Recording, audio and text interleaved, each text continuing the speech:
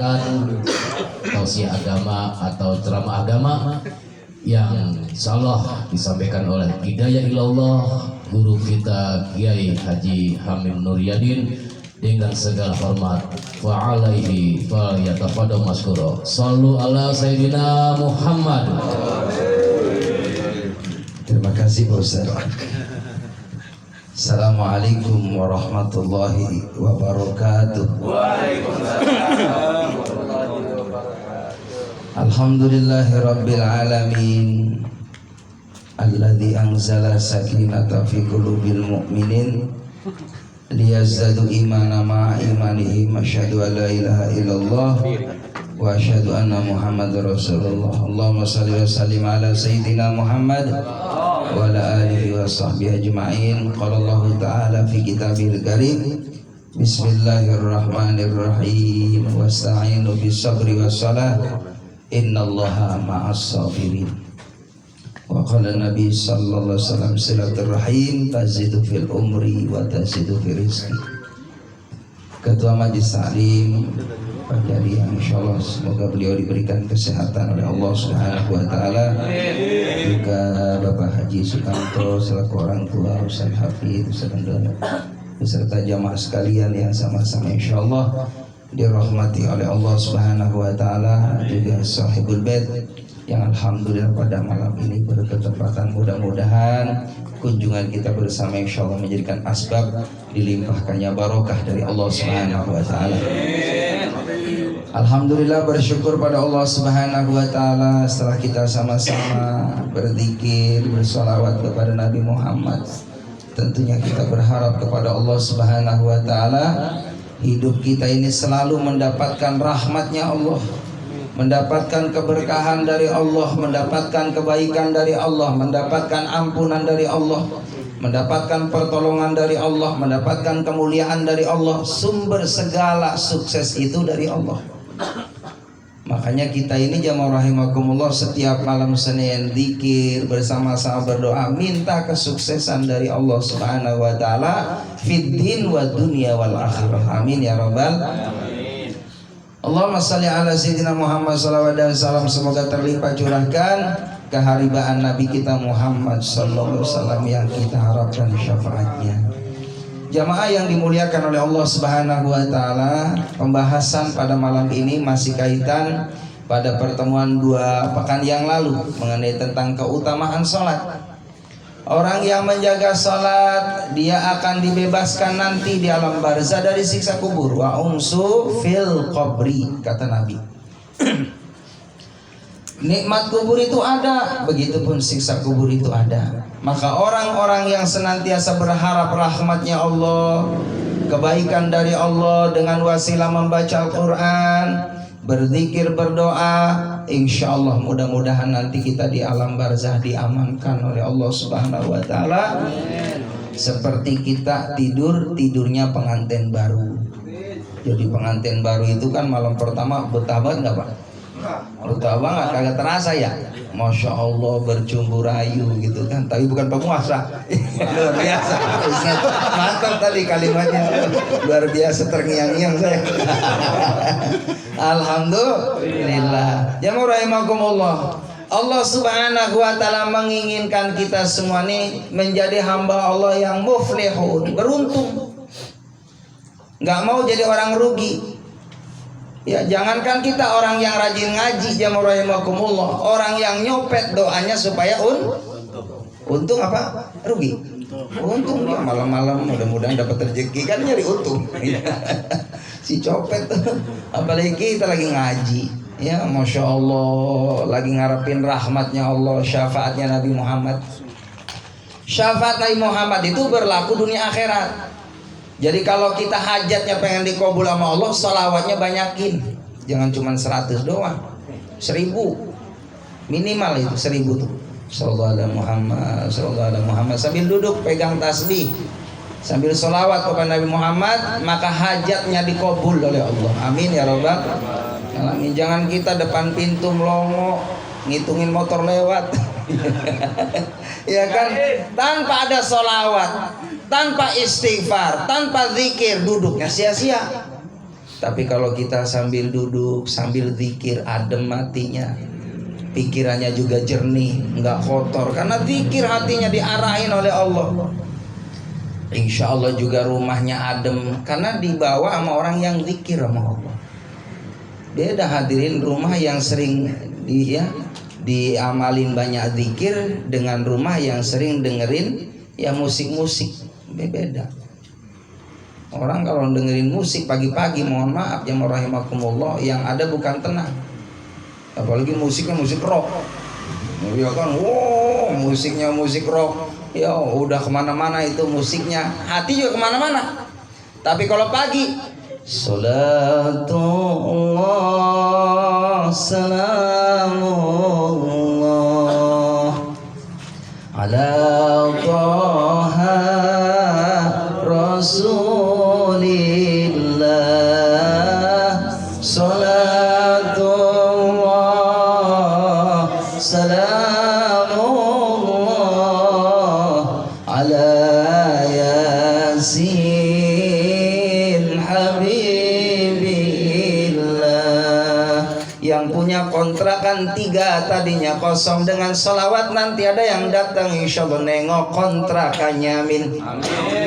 Yang punya toko warungnya banyak isinya, insya Allah banyak pelanggannya, amin. Orang yang baca sholawat banyak utangnya, mudah-mudahan lunas utang. Jangan nambah utang, lunas utangnya karena berkat sholawat kepada Nabi Muhammad. Coba buktiin Bapak, buktiin deh. Itu mengklirkan masalah sholawat itu. Lagi suntuk, lagi bingung anak kita, udah diingetin sama Pak gurunya, suruh bayar SPP, sholawat banyakin. Ada jalannya dari Allah. Karena yang namanya rezeki itu abstrak, yang namanya rezeki itu gaib, maka minta yang maha gaib, Allah Subhanahu wa taala. Alladzina yu'minuna bil ghaibi, kita percaya kepada yang gaib, Allah Subhanahu wa taala. Yang punya kuasa, yang punya rencana, Allah yang ngatur segalanya. Yang buat susah itu Allah, yang bikin mudah itu Allah, yang bikin kita nggak punya duit itu Allah, yang bikin kita banyak duit itu Allah. Makanya jangan takut, kecuali kita takut hanya kepada Allah Subhanahu wa taala. Kita takut tidak dirahmati Allah, kita takut nggak disayang sama Allah, kita takut nggak diampuni sama Allah, kita takut dijauhi sama Allah. Itu yang menjadi renungan buat kita. Makanya adanya ngaji itu begitu, supaya nata hati, nata hati kita supaya benar terus lurus di jalannya Allah.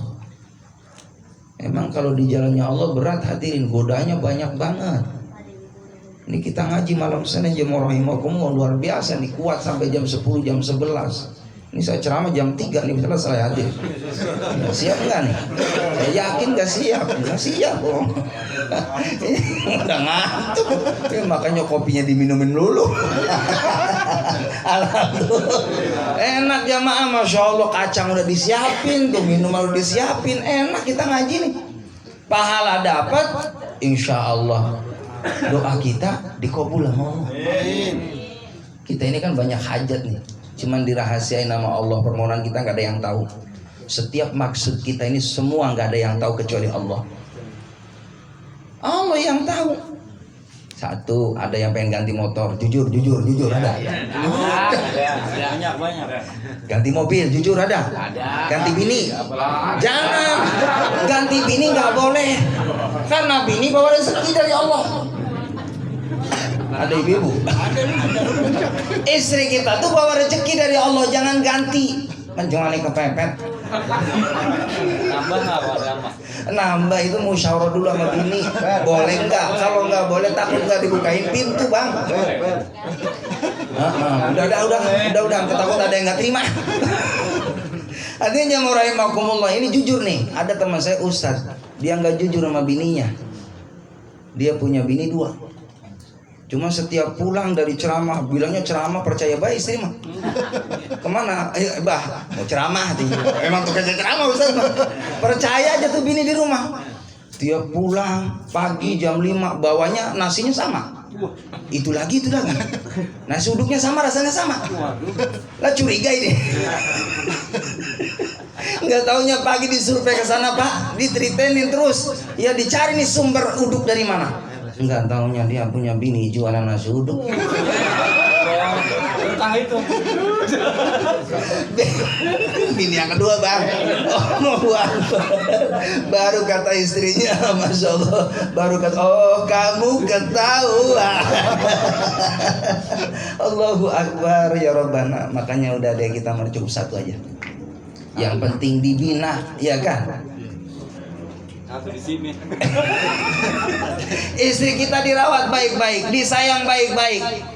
Istri, anak-anak kita yang di rumah itu sumber rezeki dari Allah.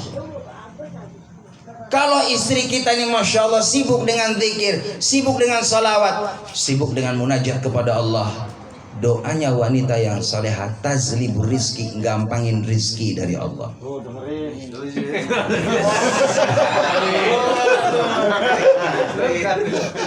Tapi juga bukan hanya istrinya doang Bang, suaminya juga kudu soleh. Dengerin tuh, Mon. Lah sama-sama soleh Bang, jadi sama-sama minta sama Allah. Ibarat sayap, kalau suami istri udah minta bareng-bareng, terbangnya cepat. Begitu, jadi jangan suaminya doang tahajud. Suami jam 2 bangun tahajud nangis-nangis. Lah bininya main HP. Ya, Bang.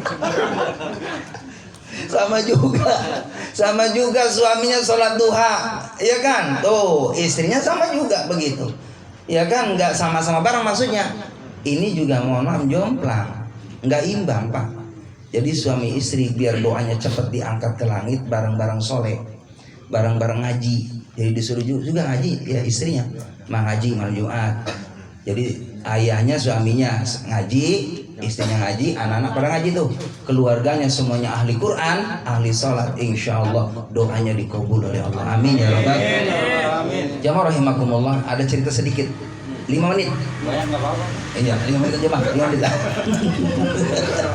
Ya, jadi ceritanya gini Bang, ada seorang dia nih pedagang, cuman di setiap melewati tempat itu rawan, banyak begal.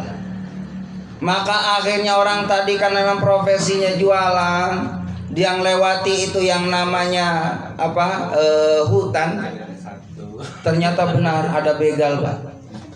Itu begal jamaah rahimakumullah sadis, bukan hanya barangnya, ya kan, harta bendanya, bahkan nyawa orang yang punya harta bendanya itu habis. Menurut cerita, apa yang terjadi hadirin, ketika orang tadi sampai di situ dirampas itu harta bendanya, bahkan mau dibunuh. Kata orang tadi, orang soleh, kalau mau ya membunuh saya, izinkan saya mau sholat 2 rakaat dulu. Setelah saya sholat silakan mau dibunuh, silakan diambil harta saya, ridho, rela. Yang penting saya sudah punya bekal menghadap Allah. Saya wafat dalam keadaan sudah bertakarub kepada Allah. Apa yang terjadi? Seorang tadi Masya Allah udah siap Pak, itu pedangnya dihunuskan itu, tinggal diayunin itu ke leher orang yang tadi Pak, dibegal tadi. Dia lagi sholat atas kuasa Allah. Di belakang ada orang yang mengendarai kuda putih, berjubah putih. Dia langsung mengambil panahnya dari jauh itu. Dia melepaskan itu panahnya dan mengenai daripada si begal tadi. Begal langsung mati seketika. Orang yang sholat selesai tadi bingung, siapa nih orang yang melepaskan daripada busur panahnya. Ketika subhanallah dilihat sekelebat, hadirin jamaah rahimakumullah, itu kuda begitu lari cepat menghilang. Ternyata kalau kita baca sejarah, itulah yang namanya pertolongan Allah. Wasta'inu bisabri wassalat, minta tolonglah dengan sabar dan salat. Bisa jadi tadi tentaranya Allah, malaikatnya Allah yang diutus untuk membunuh orang yang menyakiti kekasih Allah Subhanahu wa taala. Jadi akhirnya selamat Pak, dia mati tuh. Kena panah tadi sama orang yang tidak dikenal, sama makhluk yang tidak dikenal, yaitu malaikat Allah. Sama juga kita, nggak usah takut hadirin. Kalau keluar rumah kata Nabi Muhammad lalu membaca ayat kursi, maka kita diikutin malaikat, bentengnya malaikat. Makanya kadang-kala saya Pak Haji pulang jam 12, jam 1, ceramah di rawa Rokosan, rawa Semut, ya jauh-jauh di Tambun, di mana, ya udah backingnya saya hanya ayat Quran aja. Bismillah karena Allah, alhamdulillah aman. Jadi nggak usah takut karena semua itu dalam pengawasan Allah Subhanahu Wa Taala. Ya, dalam satu keterangan itu Allah ma'i, Allah bersamaku, Allah nadhiri, Allah melihat aku, Allah hadiri, Allah bersamaku, Allah qaribun minni, Allah dekat dengan aku. Kalau sudah itu menancap dalam hati kita bahwa tidak ada sumber segalanya pertolongan kecuali pertolongan dari Allah Subhanahu Wa Taala. Kalau doanya hasbunallah wa ni'mal wakil, ni'mal maula wa ni'mal nasir, itu doanya. Baik hadirin jamaah yang dimuliakan oleh Allah Subhanahu Wa Taala, ceramah mah nggak usah lama-lama ya Pak ya. Gitu, jadi cukuplah 10 menit 15 menit ya. Mudah-mudahan ada manfaatnya. Amin ya robbal alamin. Itu saja, terima kasih. Billahi taufiq wal hidayah. Assalamualaikum warahmatullahi wabarakatuh.